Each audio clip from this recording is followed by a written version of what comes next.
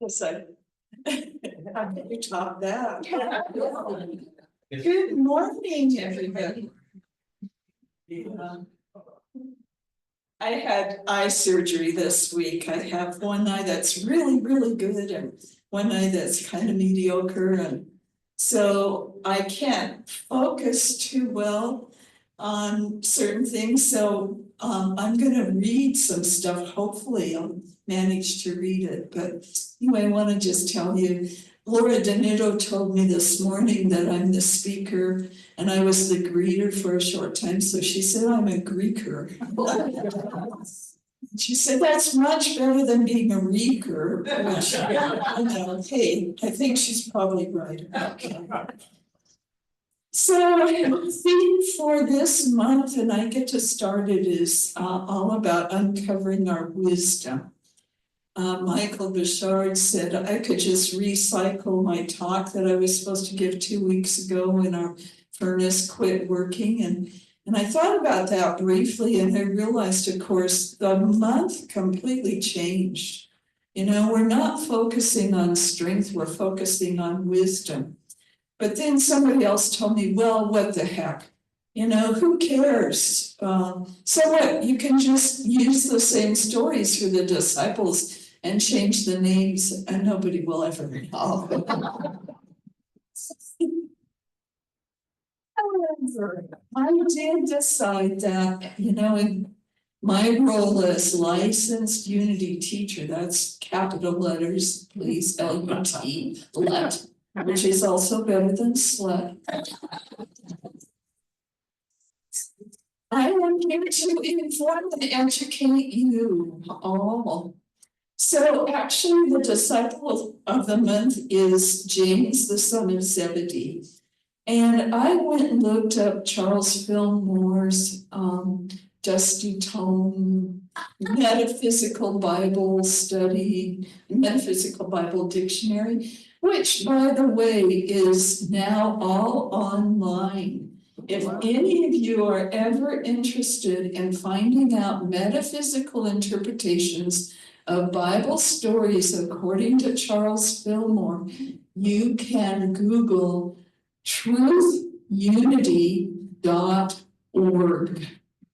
Truthunity.org. And it has a whole lot of writings of Charles, writings of his son Lowell, writings of his 2 wives, a lot of old Unity teachers and old articles from Unity. It's an absolutely fantastic source. And they are changing the name of their website because they decided they were appealing to a lot of people who wanted to get new interpretations or new understandings of the Bible, who were Christian, who did not really like the Unity name in the title. So it is changing to fillmorefaith.org, which I found rather interesting. But just, yeah, write that down. This is an assignment. Look at truthunity.org. Anyway, James is the son of Zebedee. He was the brother of John, and he represents the faculty of judgment/wisdom or discrimination. And we've kind of changed the word judgment to wisdom as one of the powers of Unity, one of the innate abilities, and use wisdom more often than judgment, just because judgment does tend to have kind of a negative quality. Charles says it is that quality that carefully weighs a question and draws a conclusion. The prevailing tendency is toward caution and fearfulness and condemnation. We should faithfully affirm the spiritual aspect and always seek guidance and good judgment of spiritual light.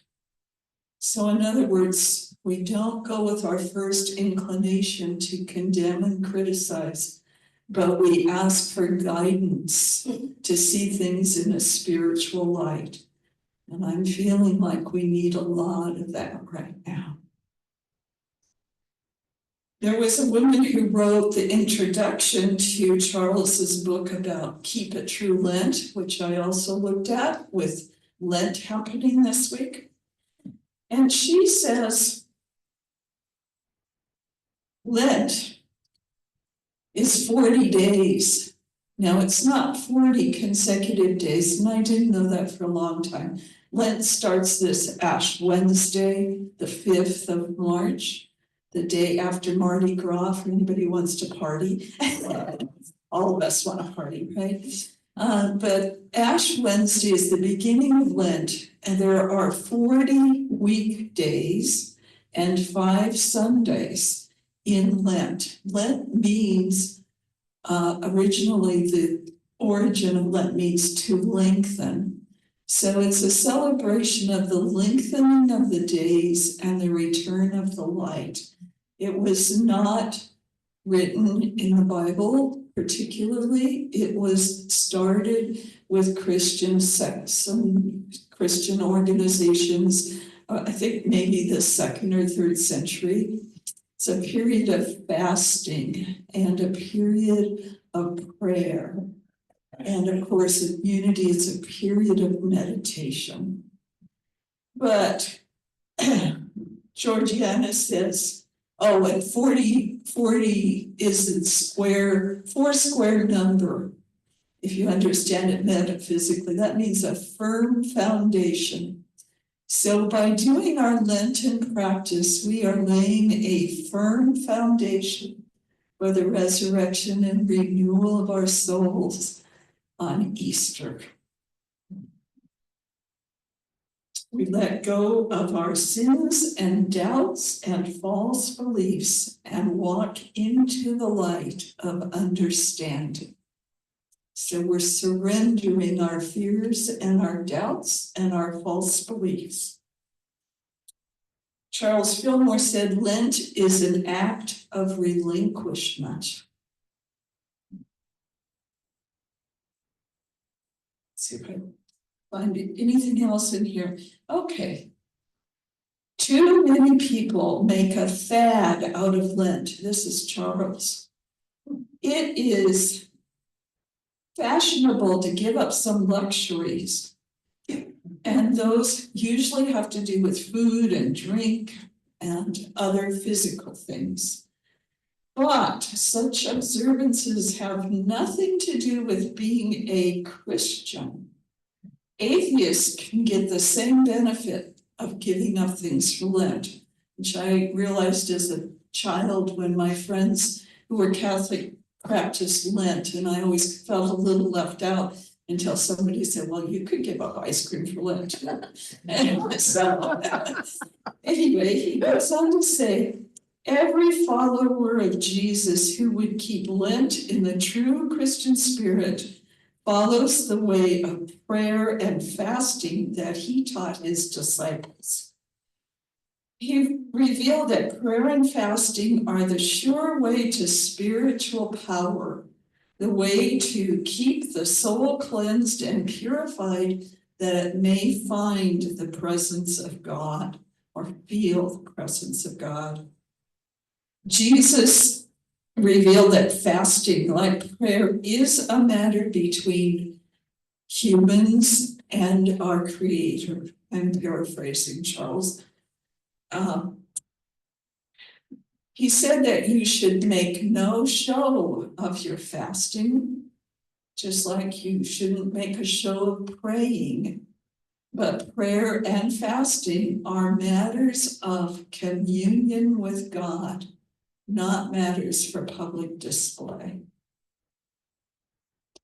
One of the most valuable ways of observing Lent is to fast from, and fast means loose and let go, the belief that men or nations can stand in the way of God, of God's goodwill for men. Now is the time to affirm the power of the Christ Spirit indwelling in all humans everywhere.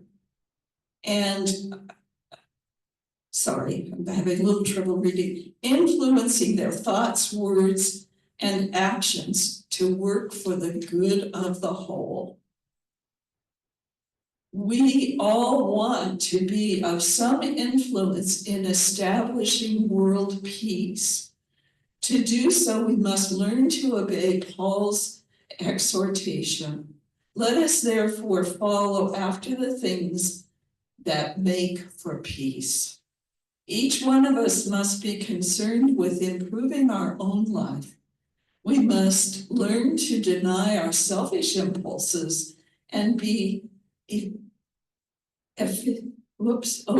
obedient to impulses of brotherly love. When we withdraw our attention, interest, and support from the false and the unworthy, this is fasting. When we give that same attention, interest, and support to the enduring good, we are feasting in the things of the Spirit, and this is true prayer. So a different way of looking at Lent, in case you hadn't heard that before, let us fast from criticism and negative thinking and turn instead to thoughts of love and recognizing the Christ Spirit, the soul of each person that we encounter.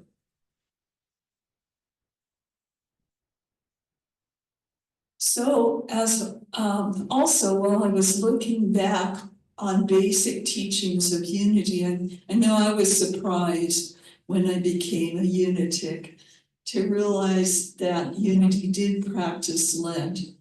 And it was just kind of, wow, here I thought this was kind of a loosey-goosey hippie kind of place. And yet there's a firm foundation in Christian teachings and Christian beliefs with a new understanding of what they are to be used for. And so I took a look at another one of our really basic worldwide unity teachings, and that is our prayer for protection. There's a little pamphlet that was published a few years back by Unity, the prayer for protection, a beloved prayer brought to life. And it includes a story written by James Dillett Freeman, who wrote the prayer. He was the author of the prayer. And he wrote it in 1940. And I'm going to read what he has to say. When World War II was raging in Europe, we at Silent Unity received many letters and phone calls from people caught in the conflict. And they asked for a prayer for protection. Unity, as such, did not have a prayer at that time for protection.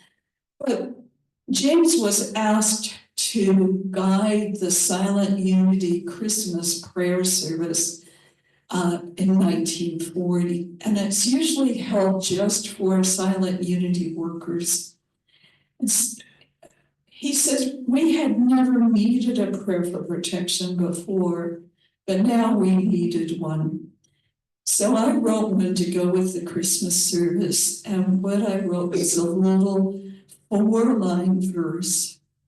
The light of Christ directs me. The love of Christ enfolds me. The power of Christ protects me. The presence of Christ upholds me. I had just barely finished the Christmas service when Silent Unity came to me again and asked me to prepare a protection pamphlet that we could send out to people everywhere. So I did. It was called The Protecting Spirit. I had written a prayer for protection just for Silent Unity, but now it came rolling into my mind and demanded that I pay attention to it. It enticed me to see what I could make of it. First, I took the rhymes out of it. I felt it would be more universally received if it was not a rhyme. Then I changed Christ to God. It had been Christ because it was a Christmas prayer. But I felt if we were going to send it around the world, God might be more acceptable to more people. So the little prayer became, the light of God surrounds me, the love of God enfolds me, the power of God protects me, the presence of God watches over me. This is the way we first printed it. Then a line came to me that I felt would make the prayer even more powerful. The line was, wherever I am, God is. I added it as the fifth line. The prayer for protection first appeared in 1941, but when we reprinted it in 1943, it appeared in the form it has had ever since. It went all over the world. Almost every Unity church concludes their service with the prayer. It went on the first moon landing on Apollo 11 with astronaut Colonel Gordon Buzz Aldrin, who was not a Unity person and did not know James Gillett Freeman.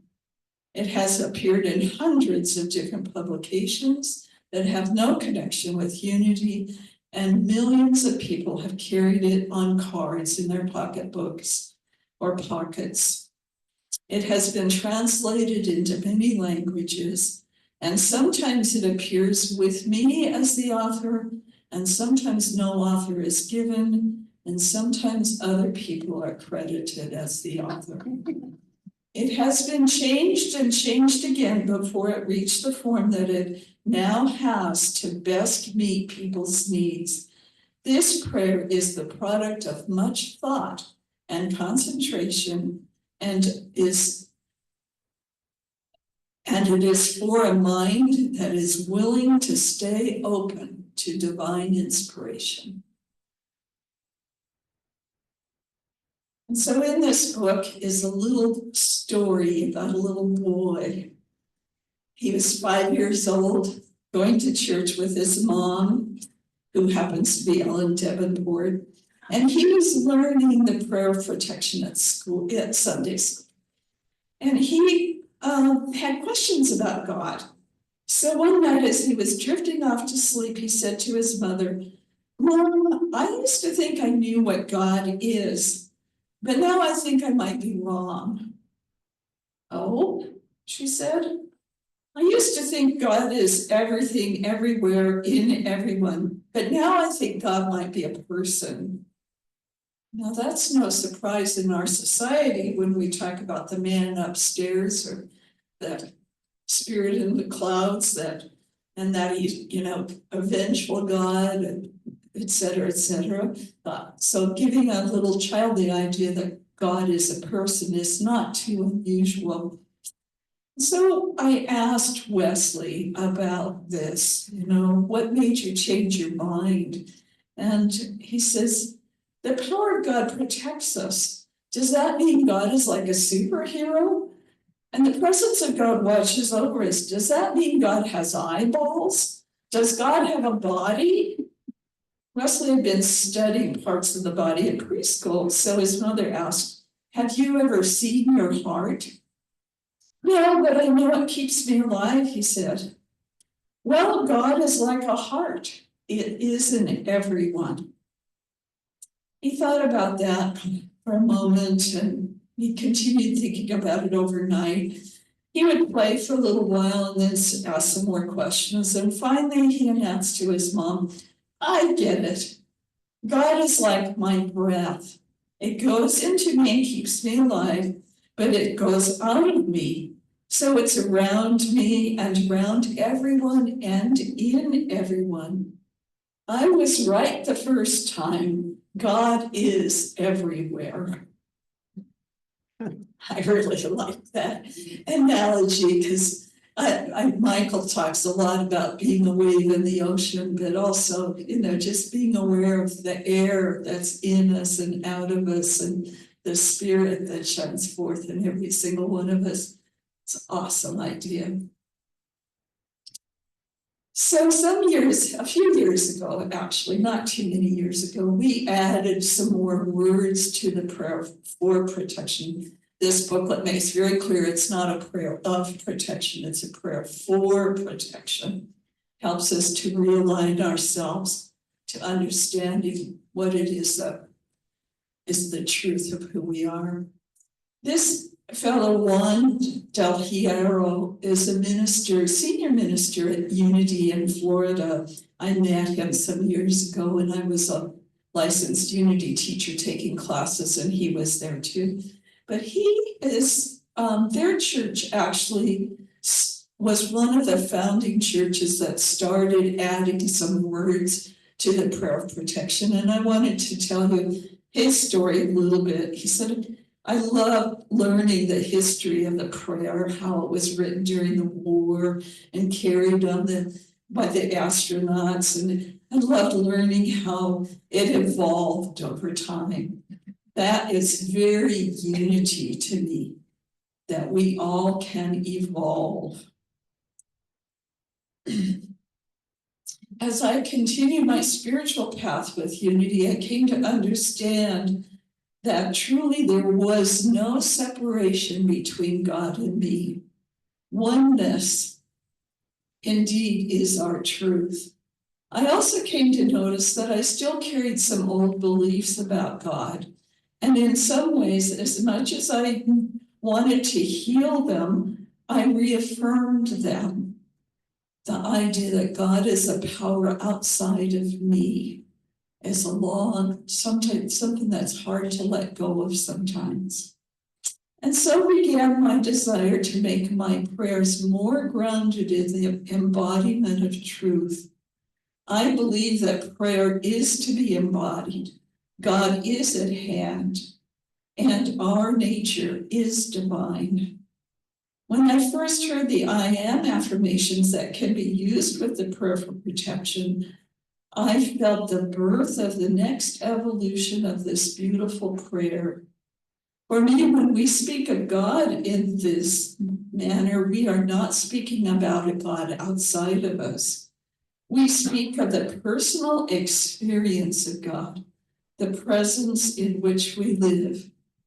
His church in Florida says, the light of God surrounds us. We are light. The love of God enfolds us. We are love. The power of God protects us. We are power. The presence of God watches over us. We are presence. Wherever we are, God is, and all is well. We are divine. Now, when I was making the art prayer protection to post, instead of we are divine, I edited again and put we are one. So that's what we've been saying. I don't know if it's the last whole year that we've been saying it that way, but I think it's really powerful, all right? In the midst of our challenges and our worries and anxiety about things, it can be difficult to remember our truth, our oneness. When we feel comforted and at peace, I believe we create the space for greater clarity about the nature of God and our own divinity. I know that prayer for protection brings us a sense of comfort and peace. What better way to use the space it creates within us than to affirm our embodiment of God as expression? And I just love that idea that really truly is our mission here on earth, to embody that idea of love and affirm that we are the light right where we are. And finally, at our Northwest Regional Board meeting this week, we were told to look up a letter that Lowell Fillmore wrote in 1936. And he wrote it for Unity people in the light of the horrible events that were happening out in the world. I don't think I'm going to take time to read the whole letter. I made copies of it. They're out in the foyer if people would like to pick it up and read it, because he says, we may not realize that evil conditions actually grow out of an accumulation of the negative mental attitudes of a number of individuals. Your careless thoughts and words of fault finding may be doing their bit to stir up trouble in some fertile, receptive minds. Often the best way to accomplish a reform or a change of mind is to find an entirely new way to tackle the fearsome evil that needs reform. The first and usual method that comes to one's mind is to do something in a physical way to destroy the evil. But we stop there, grumbling, threatening, but actually doing nothing.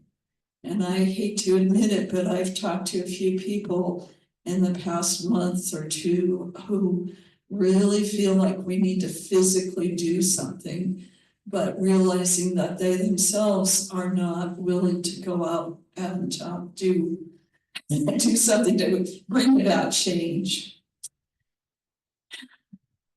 There is another way, a way that is not very popular nor very well understood. Yet it can be followed by everyone without fear of personal harm. It is a marvelous method by which one can annihilate evil without hurting anyone. This is the simple method. Bless the person who seems to be the culprit. Sincerely ask God's blessing on him or her. I know this is contrary to popular feeling and good old popular common sense, so-called. But after all, we sometimes need is popular uncommon sense. Okay. I've got a little present for everyone. This actually is a leftover from my talk in February that didn't happen. I have little tiny rock hearts. And I would like, they're all different colors. I thought that they were maybe the 12 powers colors, and that everybody could take a rock, a heart in a color that called to you as one of your powers that you need to develop.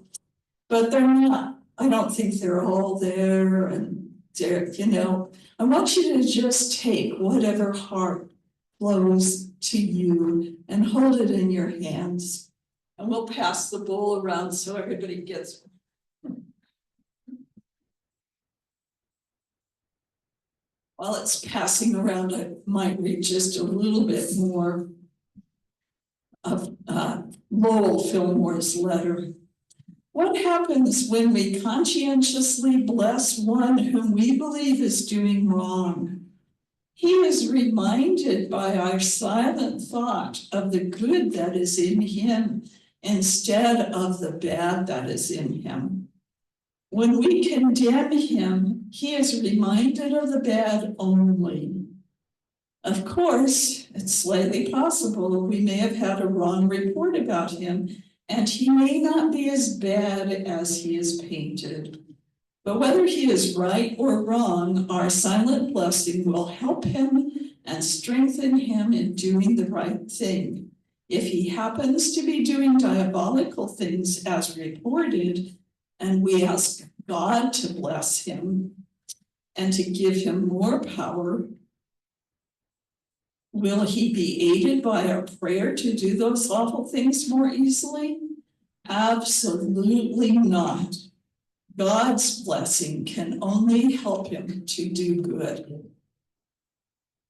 What happens when you shine the rays of a lamp into the darkness? Does it make the darkness greater? No, the light overcomes the darkness. When you bless a man, You appeal to the child of God in him. When the child of God in him feels this blessing, he becomes more alert and powerful. Blessing an enemy does not mean that you give him more power to harm you, but you help him to be more friendly. The law is bless good and it increases. Bless what appears to be evil, and the hidden good in it will be encouraged to assert itself. Curse good, and your curses will return to you and torment you. Curse evil, and the evil grows. You know the law. Are you willing to use it? Are you willing wholeheartedly to bless your enemies and bless those who are reported as doing evil? Kill evil by blessing the evildoer, and you will be making good use of time and energy. Again, this was written in 1936. As we know, there was huge upsetting things happening in the world. There was a unbelievable fear, and just watching the marching of evil people or who had bought into the whole belief system and were trying to take over the world.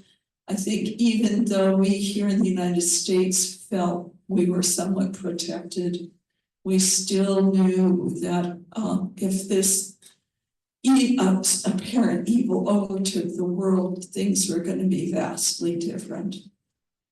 And so I've been really feeling the call to change my thoughts of condemnation and anger and upset, and try instead to remember to give a blessing.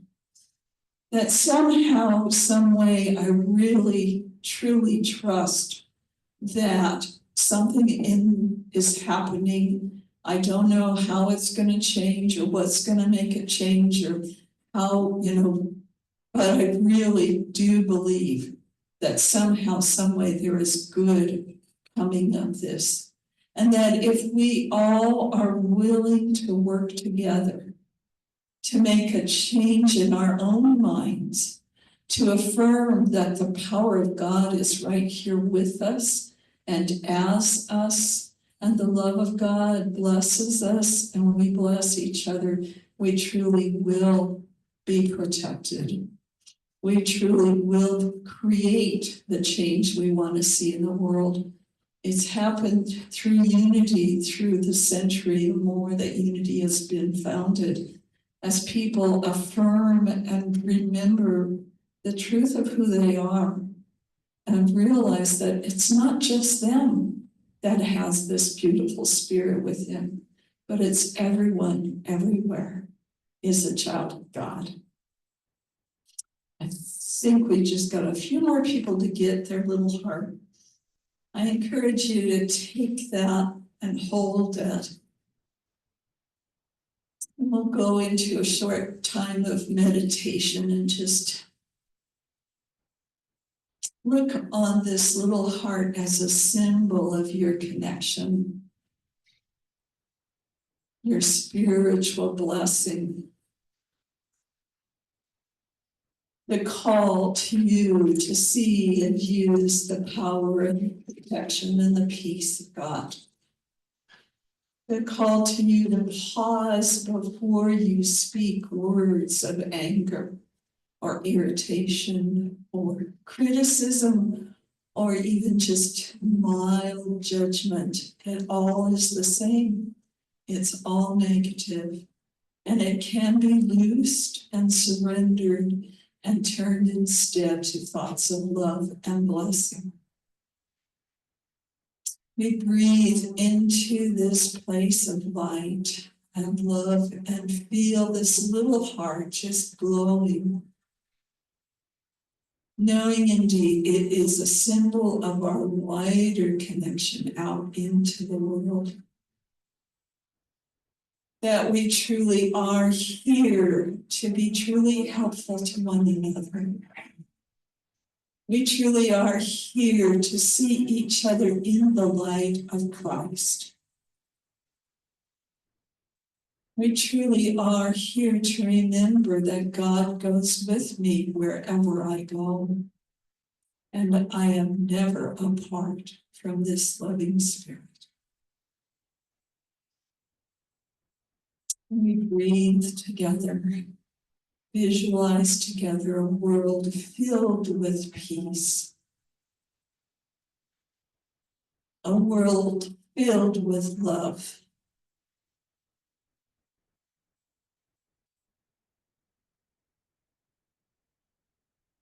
We know that we indeed are working together and standing together and singing together and praying together and just laughing together and knowing indeed that we are one in spirit.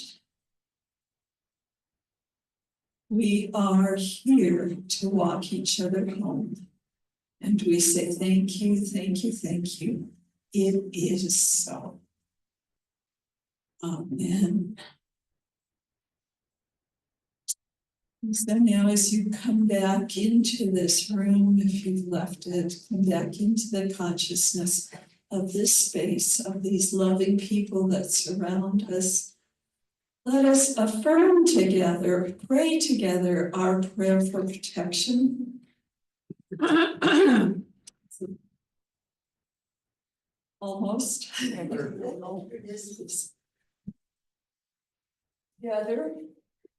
The light of God surrounds us. We are the light. The love of God enfolds us. We are the love. The power of God protects us. We are the power. The presence of God watches over us. We are the presence. Wherever we are, God is, and all is well. We are one. Thank you all so much. Let's stand and sing our